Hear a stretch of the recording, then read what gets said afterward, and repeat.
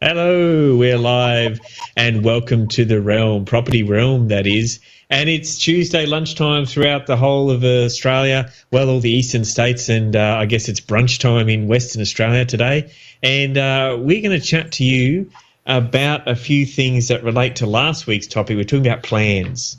And a couple of comments came through on the email and on the chat about plans and certain things that happened. And we've seen a lot of rhetoric and stories, I guess, in the current media and what they're talking about and what they can and can't control. So that's our topic for the day, right? So what can you control? What can't you control? What should you plan for and what shouldn't you plan for? And welcome to the Realmers. How you doing? Hello. So we've got Karen, Remo, and Theo today. And Karen is a bit like MacGyver because she's just Karen. And so that's it. So she's the one who gets us out of all the trouble. Obviously, she's our MacGyver today.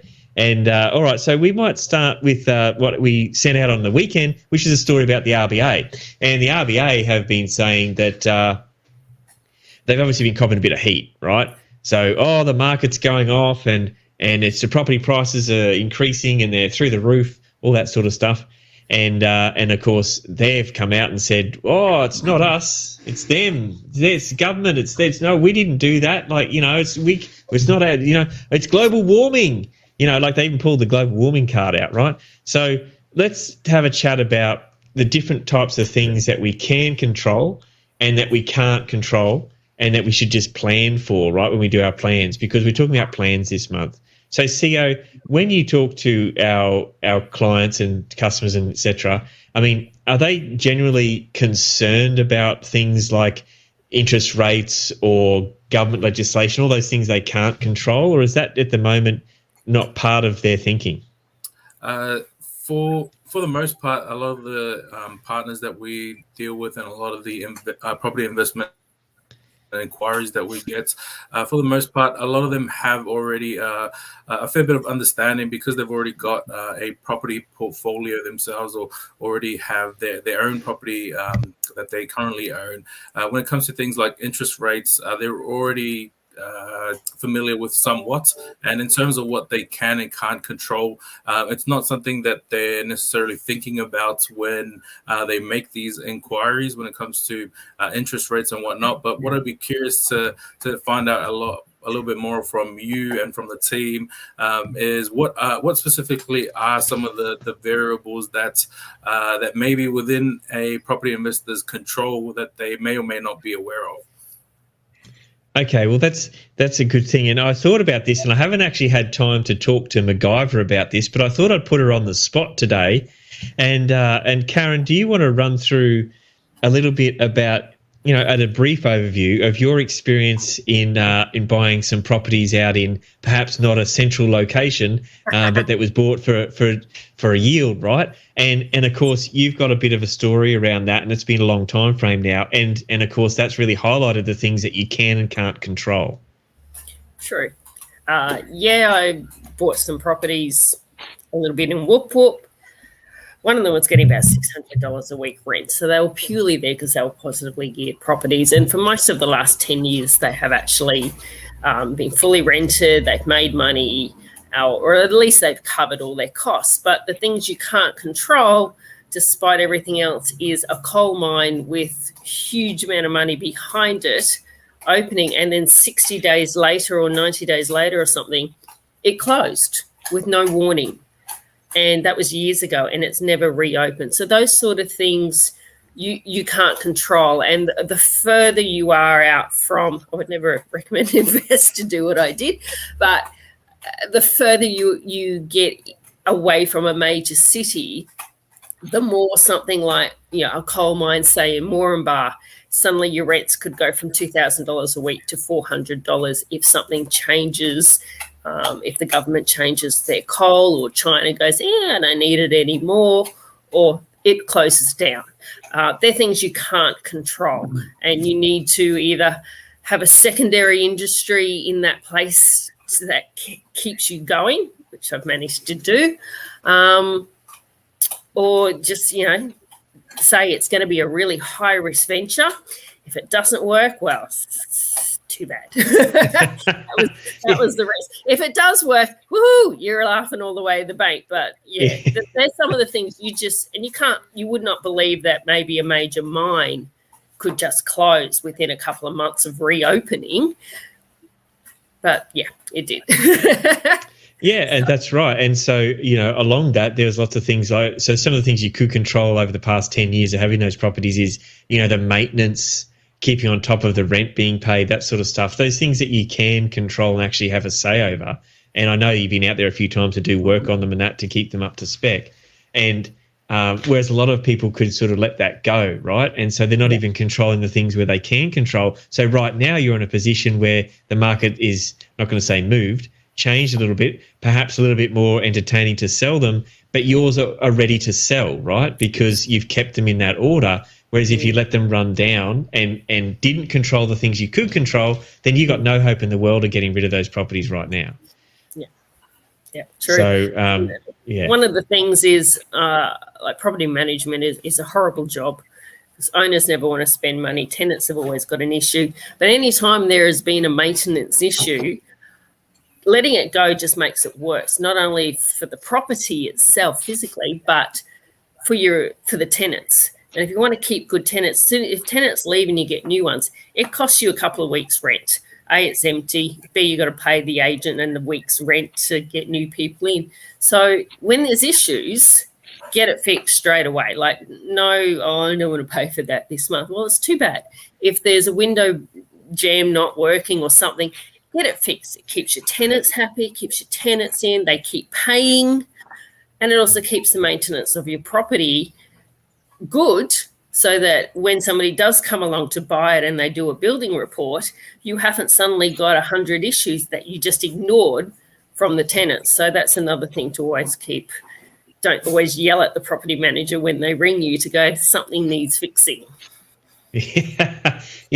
All right. So on that, so CEO, to answer your question, so far from Karen's story, we've got, your repairs, maintenance and bills. So your insurances, your rates, and of course your property management, all that sort of stuff. They're the things that you can have a control over and a say over. And that's keeping that asset that you've got, upkept, right? And the best it can be at the point in time of the market. So those are the things that some of the things you can control.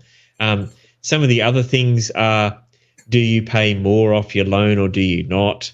Like you could say, I don't control that because I don't, I get paid. Well, okay, you control how much you eat. You can budget for different things. You can sell something and put some money off, like not necessarily an investment now. We could be talking your own home. So there's all sorts of things here that you have a say over, and sometimes you don't think you do have a say over them, right? And how much money you earn, you don't have a say over because you get a paycheck.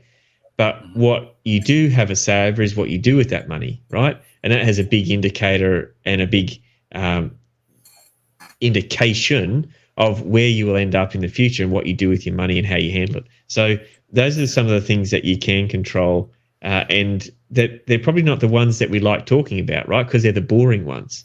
Yep. Property management and repairs and rates and what have you. We always want to focus on the things that we can't control, right? What's interest rates doing this month? What's happening with negative gearing at the next election? There's all this sort of stuff, which is probably where we're going to talk about next. You got any thoughts, Remo? No, not really.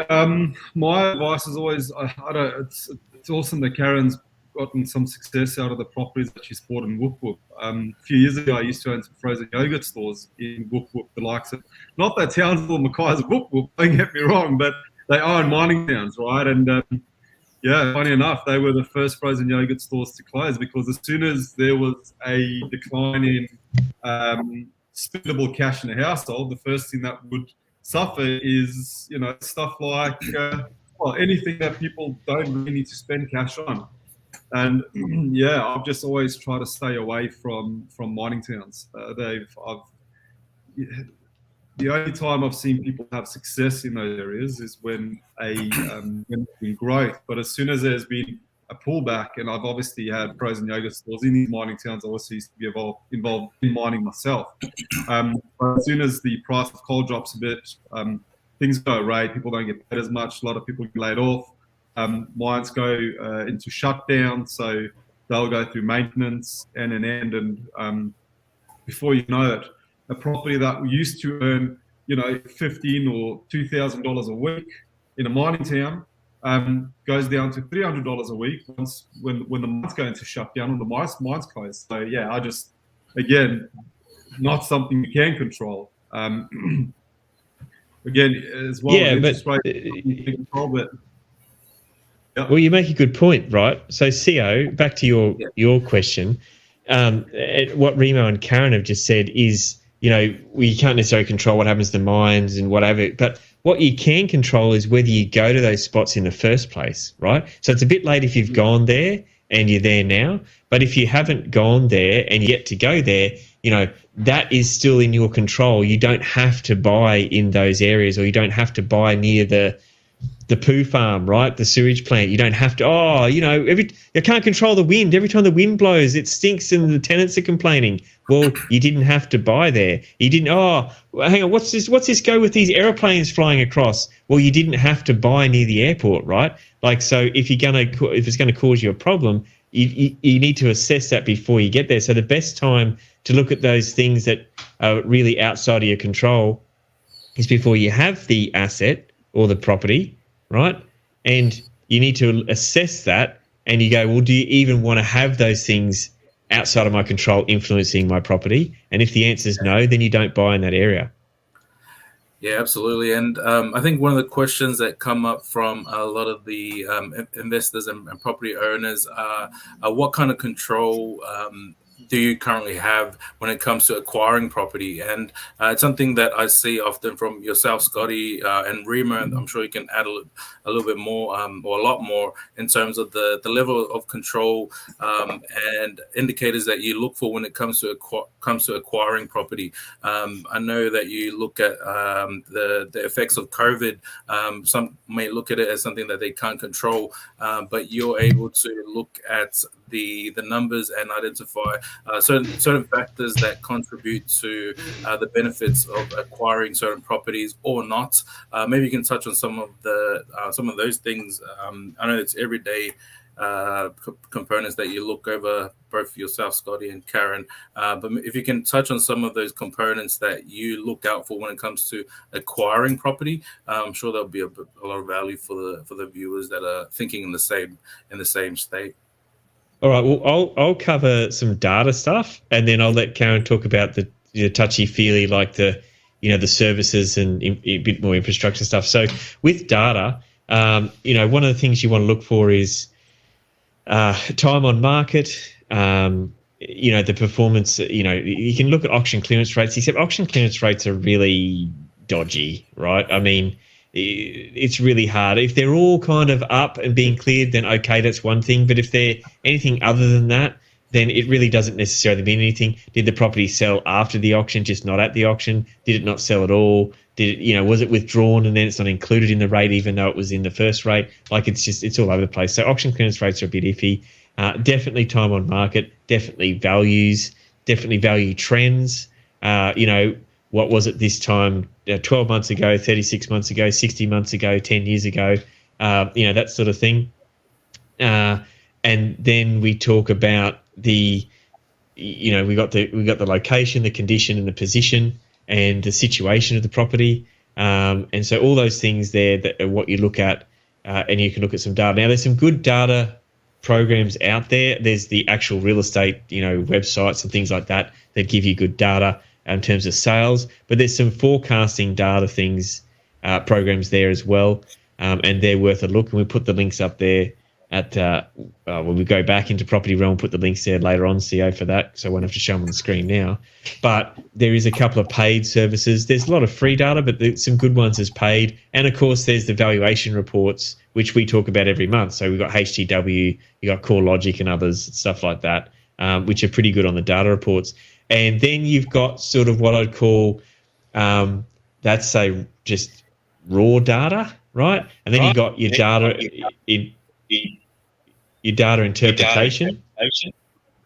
Getting an echo there, and the data interpretation and the way that they look at stuff is guys like Terry Ryder, Okay, so Terry will take the data and the announcements that come out in the market, and then he'll put his viewpoint on it and go, okay, well, by this data and by this announcement, it means this. So this area is looking like something you should be doing there, et cetera, et cetera. So I'm going to stop there at data, and I'll let Karen talk about, some of the other things when we actually get on the ground in an area. Okay, so when we're looking to buy properties, I think we've had one client in our lives, and myself, we just had some spare cash and thought, look, do a high risk, want to go out into one of these whoop areas and take the chance. But generally, it doesn't fit into any of my, scenarios. Whenever I'm looking for a property, and you can usually tell because the price is just fractionally less than everybody else, the first thing I do is look up mapping. Where does it sit? Unless I, actually know the street and where it all is, I look at it and go, oh, hold on, there's a creek down below it. What's the flooding? Yeah, Brisbane, and particularly Brisbane, Ipswich areas, all of that, are notorious that anywhere you are near a bambling brook or a creek, they kind of tend to flood. So those are the sort of things I look at. What's nearby? Are you behind a service station? Where's the local school? Are you on a main road? Where's the creeks? Where's your vegetations? Where's all these things around you that might impact on you maybe building a house or building a second one or subdividing it, or just simply your own home? Are you in a flood zone? Yes, the house might be built up 2 meters, but insurance companies may not always accept that. And you might find yourself with a $10,000 a year insurance bill just because the creek floods at the back once every 10 years when you get a heavy rain. So there are a lot of the things I look at, like the physicality of the house, the physical house itself as well, but where it actually sits and how it sits and what's around it, because flooding up here is a major issue around Brisbane. Water views kind of have a double-edged sword. You could either be part of the water views physically in it, or you could just see the water. So there's some of the things that, first things I do is go to the council mappings, and they show you where everything is. They'll show you gradients, where all that stuff is. If there's major high voltage power lines through your block or across the road from it, do you want to be anywhere near that? I would rather not be. Yeah, they're not nice. Power lines suck. Yeah. All right. So does that answer that question there, CO? Yeah. So from what you've mentioned so far, location, demand in a certain area, property management, mapping and planning, flooding, those kind of things are some things that people can look out for. And if I take things back to where you're talking about tax and low interest rates, if that's something that property owners are either maybe not so much looking at, or they think they've already got things taken care of, and that what are some of the things that they should look out for, considering that a lot of property owners and investors already may have already thought that they've got that under control. Do they have that under control, or are there things that they need to be looking out for and considering in their investment strategy as well? Yeah, okay. So, I mean, tax and other bits and pieces, let's put the disclaimer out there that, we're not tax advisors, we're not financial planners, we're not mortgage brokers, and some of us are real estate agents. So, I mean, that's a really high class of advice we're going to give right here now on Property Realm. But the point is that that's a very individual question when it relates to someone's personal situation. But in general, I'm going to say this, is that you should never do a strategy solely for a tax reason. We have people come to say, I've got a tax problem, we want to buy a property. Well, your tax problem is not necessarily my tax problem. And the problem that you're giving me is to buy you the best property for your goals. And your goals shouldn't necessarily be to have a property that loses money to offset your tax. Your goals would be to have a long-term, what's your actual goal? I want to retire. I want to do this and that. And you actually dig down into it. They don't really want to, have the goal of minimizing their tax as the sole purpose for investment property. That's a secondary issue. their sole purpose is they still want to make money out of the property, so they're going to have more of a tax problem in the long run. But the point is that then you can use those secondary things like, tax and other bits and pieces as a benefit, right? But it should not be the sole purpose for your investing strategy. And I think a lot of people are probably educated in that way, but we still get the ones that come to us with that in mind. So when you're into that situation, yes, getting a good tax and financial planning advice before you enter into anything, that is absolutely 100% important, and you need to do that before you do anything. And then, of course, monitoring along the way and maximizing the purpose of that investment along the path each year to minimize tax if needed, or whatever that it is. So, yeah, there's lots of things you can do there, except don't do a strategy just for tax reasons. Yeah, 100%. And I've early on made those mistakes as well, and well aware of what kind of properties to actually look out for, thanks to the experiences in the past. And so I guess one thing I've noticed from a lot of property owners as well is the questions on, and this leads into a whole nother topic, but around structure. So how can they structure their themselves in acquiring their properties and property portfolios, and looking into different kinds of strategies? How can they position themselves, not just for tax purposes, but and I know it's a big question, but what are some of the things that you can advise on or touch on as to give property owners a bit of an insight as to how they can set themselves up for success in terms of structure when it comes to their property investments? Yeah, okay. Well, I think we can all advise on the fact that they need to get advice on that. And I think that's pretty important. And I think that what that looks like, it once again varies person to person. So we have people come to us in their own names, in companies, in trusts, in superannuation funds, partnerships. It kind of covers just about all of them. I don't think we've had a charity come to us yet, but that'd be the only other one. And so there's that sort of stuff there. There's a lot of talk around once you get above a certain number of properties, you should do it in a trust or a company or whatever. Look, everything has pros and cons, and you need to talk to your advisor about that, because there's lots of different reasons. For example, if you are someone who's not earning any money and you're in semi-retirement, then your income that you're earning is in your own name, and you may not be going across a whole bunch of tax thresholds. And is it going to make a difference having it in a company? What's the point of it, et cetera, or a trust? Do you have to take the stamp duty costs and move it into there? You probably need to talk to an advisor on that, because they could very well be no, you don't need to worry about those costs. So obviously, once again, a bit like do we want to control the things that we don't have to control if we don't actually buy there? It's the same with the structure. Do we actually want to have these questions and discussions now before we do anything?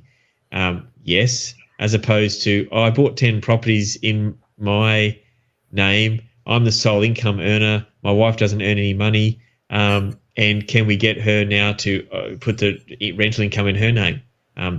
No. Bit late for that. And so the question is, you have those discussions early on in the piece as opposed to later in the piece. Awesome. And what else can property owners do to be a bit more proactive in their planning? So obviously talk to the right people to get the right advice, looking at some of the things you mentioned earlier: location, demand, property management, mapping. What are some of the other things that are within their control that would help benefit them in terms of their property investment strategy? I'm going to let Remo answer this one. What about mindset and goals and stuff, Remo? That's the sort of stuff that you like talking about. Yeah, I think that's a good point as well. Having the right mindset and goals to help them with their investment strategy. Yeah, 100%. I agree. First thing is plan. Plan. If you fail to plan, you plan to fail. So the most important thing anyone can do is to actually come up with a proper plan. Whatever you do, make sure that you understand exactly what it is you want to achieve. obviously go and find someone that can help and guide you through if you don't know how to set up those plans. The other thing is, I keep referring to this. There's a book that I read. It's called The Surrender Experiment by Michael A. Singer. If you haven't read that book, read it. It'll change the way that you look at life in general. But this guy, Michael, in particular, he's built one of the biggest IT companies in the world. He's been in court for one of the biggest court cases in the world. He's also accumulated a substantial amount of property, and he's a hippie. This guy's a hippie that his whole life is built around meditation. I'm not saying everybody should go out and meditate. What I'm saying is that at the end of the day, everything happens exactly as it should. So keep that in mind when getting into property. Plan for everything, and then if it fails and it doesn't work out quite the way it worked out the way that you wanted it to, don't worry, because the universe has a bigger plan for you, but make sure that you still plan for everything. Education is another big thing. If you don't understand something, the internet is at your disposal. Go and find the information. The only reason we pay for information right now is because it's easier for us to go and pay for it and have that information at our disposal versus actually going in and doing all the hard work and going and finding those resources. But you don't have to pay for education. It's all out there. You can go and find that information anywhere it's there. So plan. If you don't plan, if you don't plan, chances are if you do succeed, you're only going to succeed because you got lucky. And if you don't plan, you're going to end up somewhere where you didn't plan to end up at. So have a plan in place. Mindset's extremely important. I suggest that you start reading, whether it's that book that I suggested by Michael A. Singer, The Surrender Experiment, or whether you actually go and start reading up about, property itself. Terry Ryder is another good source of information. I love the guy. He talks a lot about property and cycles and stuff like that, which areas are hotspots and so forth. I would actually have a chat to Scott as well. Scott's Scott's one of the most smartest people I know when it comes to finances and how to, where to get your resources and stuff like that from. So utilize the people that you've got access to and speak to them and find and gain the knowledge. I guess that's my final words. Just plan, resources, knowledge, and action. One of the biggest things that I find people do is they don't take action. They get all the information in the world and then they go sit on their butt and do nothing. And that's the biggest problem. If you're going to plan to do something, then actually do it. Yeah. I 100% agree. That's good. I see that from a lot of the clients that we work with, whether they're working with us or not, they're already taking action, and I'd say that's where the majority of their success comes from. Is from not just having the right mindset and the right goals, but by taking action. That seems to be the common thing across everyone with a somewhat successful property portfolio, from what I've seen so far. No, that's good. Well, we've hit our 30 minutes, CO. So if anyone's got any final comments, now's the time, or else we got to go. Cool. So I guess it's speak to Scotty, pay your property manager, and make sure you get everything taken care of, and read The Surrender Experiment. Great book by Michael A. Singer. There you go. Well, that's the best wrap up we've ever done on this show. So I'm just going to leave it there, and we'll see you next week, same time, same channel, because it's our channel, and we can say that sort of thing, right? Because it's just what we do. All right. Thank you all, and we'll see you next week. If you've got any questions, drop them in the comments box, and of course, don't forget to join Property Realm if you're not already there. Find us on Facebook, Property Realm Australia, and we will see you next Tuesday, same time, lunchtime. All right, that's it from us. Have a good time.